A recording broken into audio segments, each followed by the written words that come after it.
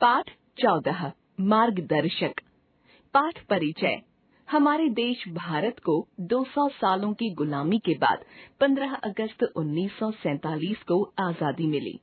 इस आजादी की कीमत असंख्य देशभक्तों ने अपनी जान देकर चुकाई। इसलिए यह अत्यंत आवश्यक है कि प्रत्येक भारतवासी इस अमूल्य आजादी पर किसी भी प्रकार की आंच न आने दे। आजाद भारत को सुचारू रूप से चलाने के लिए सन 1950 में संविधान लागू किया गया, जिसके अनुसार देश का हर निवासी अपने अधिकारों की रक्षा करने में सक्षम है। यह संविधान देश के शासकों के लिए एक उपयुक्त मार्गदर्शक है। आजादी के कुछ ही वर्षों के उपरांत प्रत्येक नेता क्या सोचता था, इसकी झलक भी इस लेख में मिलती है। चर्चा करें। आजकल आपको अपने देश में कौन कौन सी समस्याएं दिखाई देती हैं? विचार विमर्श करें। जीवन मूल्य, भारतीय संविधान एवं मूल अधिकारों का परिचय, निष्पक्षता, स्वतंत्रता, भाईचारा तथा धर्मनिरपेक्षता पर बल। क्या तुम कभी रास्ता भूले हो? ज्यादातर लोग कभी न कभी राह से भटक ही जाते हैं। यह कोई निराली बात नहीं है, परंतु एक गलत मोड़ पर जाने से सही जगह पहुंचने में बहुत कठिनाई हो सकती है। इसलिए प्रत्येक व्यक्ति को किसी न किसी रूप में मार्गदर्शक की आवश्यकता होती है। तूफानी रात में जहाज प्रकाश स्तंभ की चेतावनी से समुद्र में अपने सही रास्ते का हिसाब लगाते हैं। शहरों में सड़कों के नाम पट्ट या अन्य जाने पहचाने चिन्ह लोगों को राह दिखाते हैं।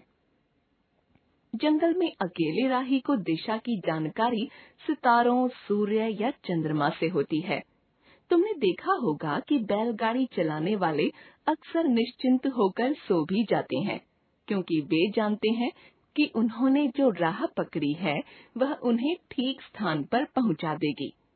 एक जगह से दूसरी जगह जाने वाला हर व्यक्ति यह आश्वासन चाहता है कि वह अपने रास्ते से भटका नहीं है, और यदि उसके पास गंवाने को न समय है और न शक्ति, तो आश्वासन और भी जरूरी हो जाता है। आजादी पाने के बाद भारत को काफी लंबा रास्ता पार करना था। उसे भयंकर गरीबी की दशा से उस स्थिति तक पहुंचना था जिसमें प्रत्येक भारतीय की जरूरतें पूरी हो सकें, और निश्चय ही भारत के पास व्यर्थ गंवाने के लिए न समय था और न शक्ति। गरीबी हटाने और पैसे जुटाने के तो बहुत से तरीके हो सकते हैं। मेहनत की कमाई, चोरी, धोखाधड़ी, डकैती, कर्ज लेना, जुआ खेलना या कोई छिपा खजाना ढूंढ निकालना आदि। यदि एक आदमी का मामला हो तो वह स्वयं इनमें से अपनी पसंद का एक रास्ता अपना सकता है, परंतु करोड़ों लोगों का देश क्या करे? देश के सब नागरिकों को मिलाकर यह फैसला करना जरूरी था कि संपन्न होने के लिए वे कौन सा रास्ता पकड़ें।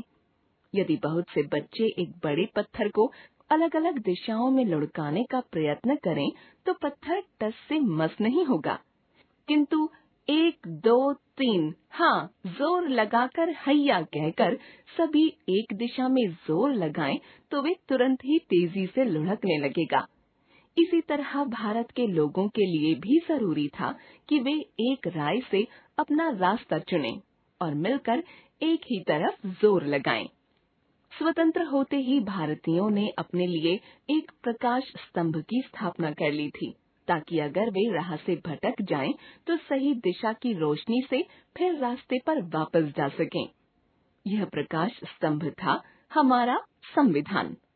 जनता का विश्वास, आस्थाएं, आशाएं और आकांक्षाएं क्या हैं? हम किस प्रकार रहना चाहते हैं और कैसी सरकार चाहते हैं? इन सब बातों को इस महत्वपूर्ण दस्तावेज में लिख दिया गया है। इस संविधान को तुम आधुनिक भारत की पवित्र पोथी कह सकते हो। यही संविधान हर फैसले में हमारी सहायता करता है, शंकाओं को दूर करता है और पथ प्रदर्शक की तरह सदा राह दिखाता है। हमारा संविधान क्या कहता है? एक तो यह कि भारत में जो कुछ भी होगा जनता की राय से होगा और भारतीय लोगों की इच्छा सबसे बड़ी चीज मानी जाएगी। दूसरा यह कि हर भारतीय को न्याय, स्वतंत्रता और बराबरी का अधिकार मिलेगा और सरकार उसके इन अधिकारों की रक्षा करेगी। हर व्यक्ति आदर और सम्मान का पात्र होगा। भाईचारे की भावना बढ़ाने के लिए शासन सदा चेष्टा करता रहेगा ताकि भारत की एकता पर आंच न आने पाए। संविधान की सबसे महत्वपूर्ण विशेषता मूल अधिकार है। ये वे अधिकार हैं जिनका हकदार प्रत्येक भारतीय जन्म से ही हो जाता है। किसी को इनसे वंचित नहीं किया जा सकता है और न इन अधिकारों को छीना जा सकता है। उदाहरणार्थ, तुम्हारा मौलिक अधिकार है कि जो चाहो सोचो और कहो, किसी भी धर्म को मानो और जिस चीज में चाहो विश्वास करो। कानून की दृष्टि में सब समान है, चाहे गरीब हो या अमीर, छोटा हो या बड़ा, नेता हो या मामूली आदमी, स्त्री हो या पुरुष, इस धर्म का हो या उस धर्म का, हर भारतीय बराबर है। ऐसे कारणों से नौकरी, स्कूल में प्रवेश तथा दूसरे अधिकारों से किसी को वंचित नहीं किया जा सकता। यदि किसी को ऐसा लगे कि सरकार ने उसके साथ अन्याय किया है, तो वह अदालत में जाकर अपना सही अधिकार प्राप्त कर सकता है। न्यायालय ऐसी संस्था है जिसके ऊपर सरकार का कोई नियंत्रण नहीं है। हर राज्य में एक उच्च न्यायालय होता है और उन सब के ऊपर उच्चतम न्यायालय है, जिसके सामने गलत फैसलों के विरुद्ध अपील की जा सकती है। ऐसे सैकड़ों उदाहरण हैं जहां न्यायालय ने सरकार के फैसलों को पलट दिया है और साधारण लोगों के पक्ष में निर्णय लिया है। ऐसी स्थिति में कोई भारतीय अपने को कैसे असहाय समझ सकता है? अंग्रेजों के जमाने में ऐसा नहीं था। बहुत कम भारतीयों को मतदान का अधिकार था। अंग्रेजों के मामले भारतीय न्यायाधीशों के अधीन नहीं थे।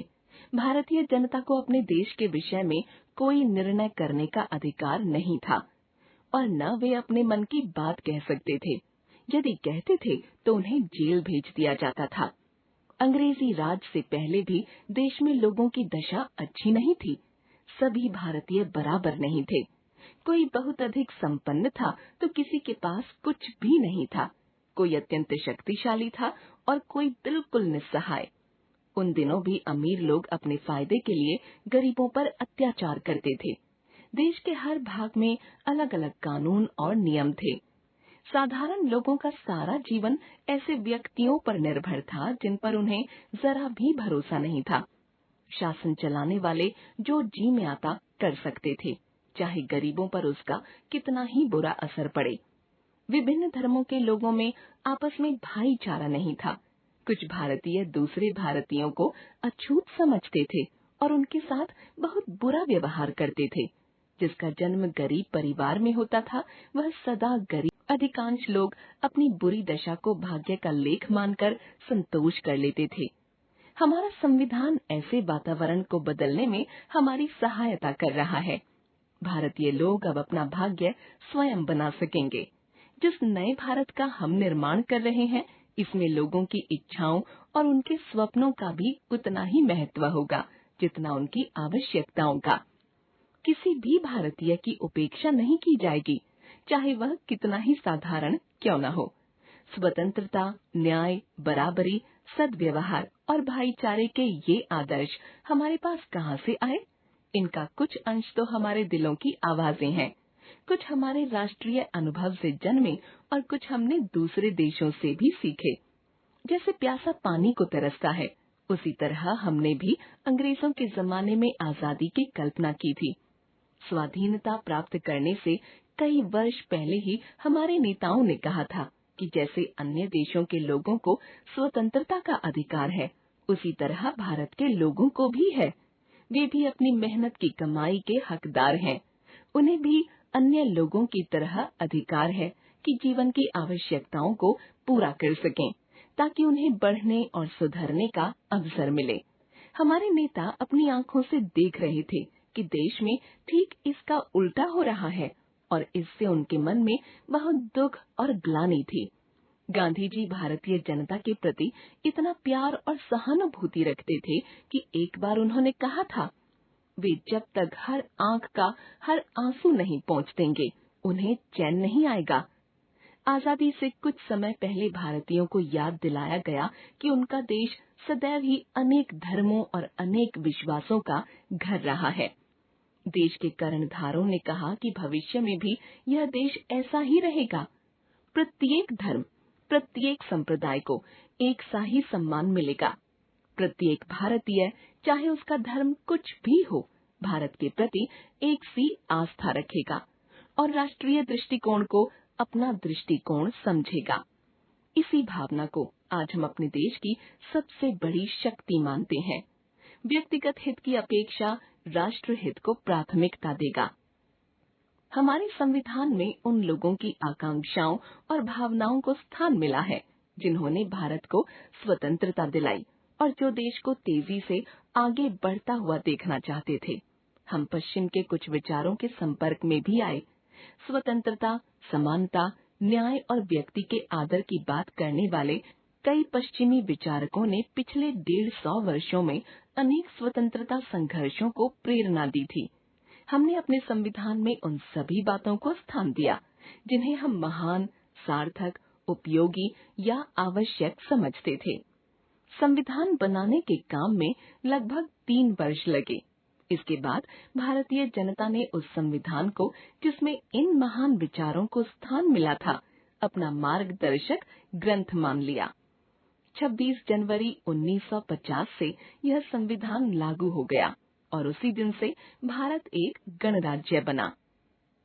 हमारे लिए यह तिथि बहुत महत्व रखती है और हर वर्ष हम इसे बड़े उल्लास से गणतंत्र दिवस के रूप में मनाते हैं। भारत के संविधान का एक विशेष भाग और है, वह है नीति निर्देशक सिद्धांत। शेष संविधान तो हमें राह दिखाता है, पर ये सिद्धांत बार बार हमारी आंखों के सामने उस लक्ष्य की तस्वीर रखता है जहां हमारे देश को एक दिन पहुंचना है। इन सिद्धांतों से हमें देश की नीति निश्चित करने में सदा सहायता मिलती रहती है। ये सिद्धांत क्या है? यह कि भारत सरकार सदा लोगों की भलाई को सबसे बड़ा धर्म मानेगी और ऐसा देश बनाने की कोशिश करती रहेगी जहां हर भारतीय हर मामले में समान हो, चाहे वह मामला धन का हो, शक्ति का हो या जीवन सुधार के अवसर का। यूँ समझो कि हम ऐसे भारत का निर्माण कर रहे हैं जहां किसी प्रकार की जाति पाति, वर्ग भेद या अन्य भेदभाव न हो और जहां देश के हर निवासी को हर चीज में बराबर हिस्सा मिले। सब अच्छी बातों की तरह ये बातें कहने में तो सरल हैं, पर करने में कठिन। लेकिन ऐसे भावों को आदर्श मानना और बराबर दोहराना भी एक बहुत बड़ी बात है, विशेषकर तब जबकि ये कई शताब्दियों से इस देश में व्यक्त न हुए हों। हमारा संविधान कहता है कि लोगों की इच्छा सर्वोपरि मानी जाएगी, पर लोग अपनी इच्छा प्रकट कैसे करते हैं? देश का हर निवासी एक ऐसे व्यक्ति को अपना प्रतिनिधि चुन सकता है जो उसके हित की बात सरकार तक पहुंचा सके। छोटे से छोटे गांव की पंचायत से लेकर राष्ट्र की संसद तक यही बात लागू है। इस प्रकार प्रत्येक बालिग इस देश का शासन चलाने में भागीदार बन सकता है। अधिकांश लोगों की इच्छा के बगैर इस देश में कुछ नहीं हो सकता। यह हमारे लिए बड़े संतोष की बात है, क्योंकि भारतीय जनता की आवाज बहुत दिनों तक विदेशी शासक और राजा महाराजा दबाते रहे थे।